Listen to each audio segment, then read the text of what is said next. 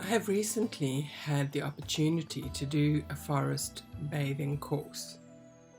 It was offered online and I thought, why not give it a go? The effect it had on me was quite profound.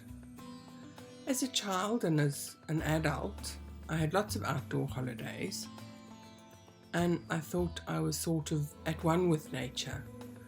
But what really became clear was that I am a city girl at heart, much to my surprise.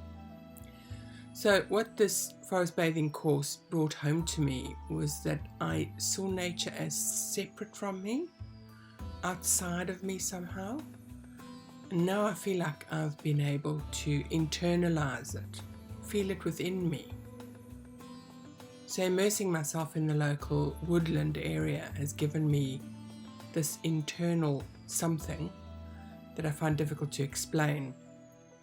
So I looked for some research to help me convey my message. And as luck would have it, the BBC's Autumn Watch, Emma Mitchell, Chris Packham, Megan McCubbin and Simon Gilroy supplied some lovely research, which is just so mind-blowingly good. So here are my words or ramblings or whatever you want to call them on this research. Emma Mitchell gave a few really good tips for lifting our mood and improving anxiety levels. In autumn, some of us can feel a bit down because of longer nights and shorter days. So if you're feeling anxious, get out into nature. And this is backed up by scientific evidence. And she gave a few simple ways of upping your mood. So have a walk among trees and plants for about 15 minutes. Because as we do, we inhale chemicals called phytoncides, and our circulatory system responds by decreasing our blood pressure and our pulse rate.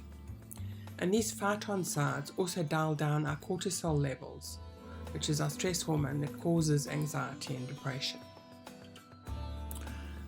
And when we're out walking in nature, we are likely to look for patterns, like different shapes of leaves, or the veins on the leaves, or the patterns of bark on tree trunks, or some other botanical details. And these patterns are called fractals, and observing them is calming and relaxing.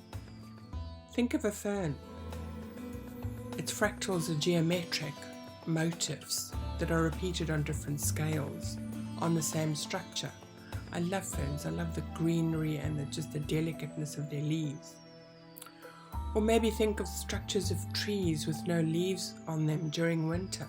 I love their skeletal profiles as they are against the sky. Just gorgeous.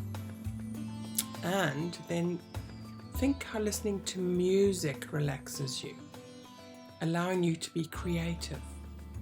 It's interesting that science has shown that an area of the brain lights up when you listen to music that you love, and that same brain area lights up when you're looking at fractals.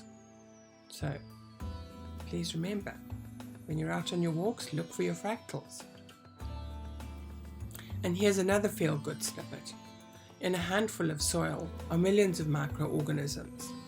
There is a particular one which you can find in your compost or the garden soil or leaf mold on the wood floor, and it's called Mycobacterium vaccae. And if we come in contact with this or inhale it, proteins from its cell wall triggers a group of neurons in our brain that releases serotonin, which is a positive neurotransmitter responsible for mood, which is the same as how antidepressants work. So when we are digging in our gardens or walking in the woods, we get the same benefit as having access to pharmaceuticals. So get out into your garden or find your local woodland floor and have a good old sniff. Or just plant something in your garden or window box. And you might see some birds on your walks, or some form of wildlife. There's also science that says when we see something beautiful like a bird we love, or when you catch a glimpse of some beautiful scenery, we release dopamine, which is another neurotransmitter that lifts our mood and gives us motivation giving our mental health a good boost. Also, spend some time near water. It doesn't matter where it is. It might be a fountain or a pond or a river or the sea. The sounds of water have proven to reduce our cortisol production, and the upshot of that is it become more relaxed. Even when people are shown videos of water, MRI scans of their brains show that the activity in their minds are moving away from fight or flight and towards rest and relaxation. And this offering of nature, just some plants, some local woods, a body of water, the odd tree, gives the mind a break, a holiday for our neurons. So let's just trust our macro ecosystem in the natural world, the woods, the mountains, waterfalls, jungles, oceans, to deliver through our breath, touch, and ingestion of diverse micro ecosystems to strengthen our immune system and overall landscape of health. We are not separate from the natural world around us, and sometimes it takes a concerted effort to remind ourselves of this fact. So let's do it. Let's get out into nature.